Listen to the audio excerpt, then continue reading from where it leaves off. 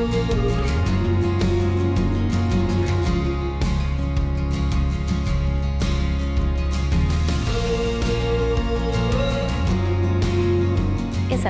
u nistednukom tassistu għal programm ieħor xi qrajt dan l-aħħar li kull ġimgħa jlaqqana ma' persuni mill-qasam letterarju Malti u fejn insiru nafu ftit aktar dwar xi jħobbu jaqraw fil-ħin liberu tagħhom. Magħna llum għandna lil Sharon Micallef Cann. Sharon hija għalliema u kap tad-Dipartiment tal-Malti tal-Kulleġġ Santa Clara. U jekk qed nara sew llum se tkellimna dwar proġett li kienet inkarigata minnu hi riċentement. Allura Sharon, xi qrajt dan l-aħħar? Dan l-aħħar rajt il-ktieb Djamantini. Huwa antoloġija jiġifieri fih varjetà ta' kitbiet.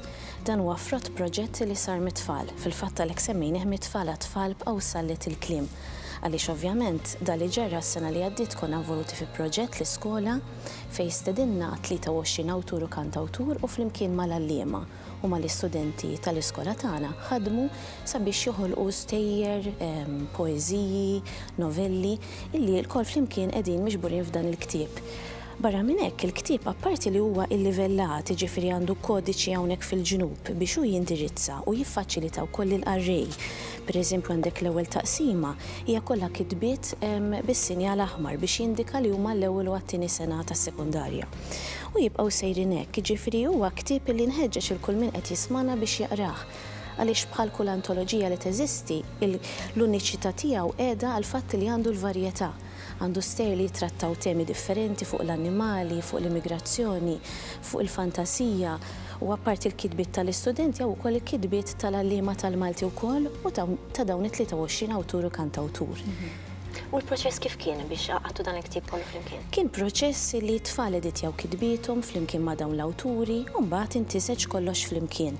Jiġifieri issa wkoll fil-jiem li ġejjin ser nibdew proċess fejn l-istejjer kollha li hawnhekk u l-poeżiji ser jinqraw u mbagħad ser jittellaw fuq podcast. U dan sabiex kull kitba li hawnhekk tinstema' wkoll moqrija. Nixtieq inżid ukoll illi l-qlieħ ta' dan il-ktieb ta' Djamantini se jmur kollu sabiex ikunu jistgħu jinxtraw qatt ta' kodba oħra u riżorsi bil-Malti għall klassi ta' Rainbow World. U l-itfal tal-iskola tiegħek kienu kuntenti b'dan il-proġett, x'kien ir-rispons tagħhom? Ħafna huma kburin ħafna għaliex f'dan il-ktieb dawn it-tfal taw l-enerġija tagħhom, il-ħolm tagħhom, l-emozzjonijiet tagħhom u minflok taw donazzjoni msarfa fi flus. Inkoraġġi xejnihom aħna wkoll bħala għalliema sabiex jużaw il-lingwa Maltija u jitbaħħbu biex ngħidu hekk fil-ġwienaħ tal-letteratura. U dan il-ktieb huwa damma ta' dawn il-kwalitajiet kollha flimkien.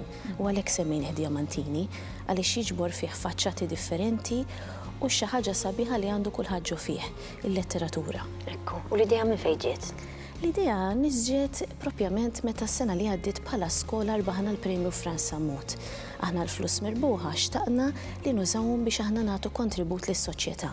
Mhux biss komplejna nħeġġu l-istudenti tagħna biex iħobbu l-Malti u biex japprezzaw il-wirt sabiħ li għandna fil-letteratura Maltija, imma xtaqna li l-kontribut tagħna jkun permezz ta' ktieb u fl-iskafef ta' libreriji Maltin. Ekku, u kemm domtu biex jaqgħu kull flimkien? Għamilna sena skolastika flimkien naħdmu, jiġifieri kellna l-workshops flimkien mal-awturi, mbagħad kellna l-proċess tal-editjar, it-tfal editjaw il-kitbiet tagħhom flimkien ma' dawn l-awturi, kellhom din l-opportunità li jaħdmu mill-qrib ma' nies bħal Oliver Friġġieri, Joe Friġġieri, George Borg, Carmel Ġikawki, Trevor Zara, li daw kollha taw mill-ħin volontarju tagħhom sabiex jaħdmu ma' tfal u jgħinuhom japprezzaw is-sabiħ tal-lingwa u l-uniċità wkoll tal-letteratura lokali tagħna. Grazzi ħafna Sharon tal-li qsamtu dan il-proġett u dan il-ktieb interessanti ħafna. Ringrazzjawk, grazzi likom tal-li segwejtuna, narawkom il-ġimgħa d-dieħla fl-istess ħin. Sadattant tinsewx aqraw nqar nitfa' kuljum.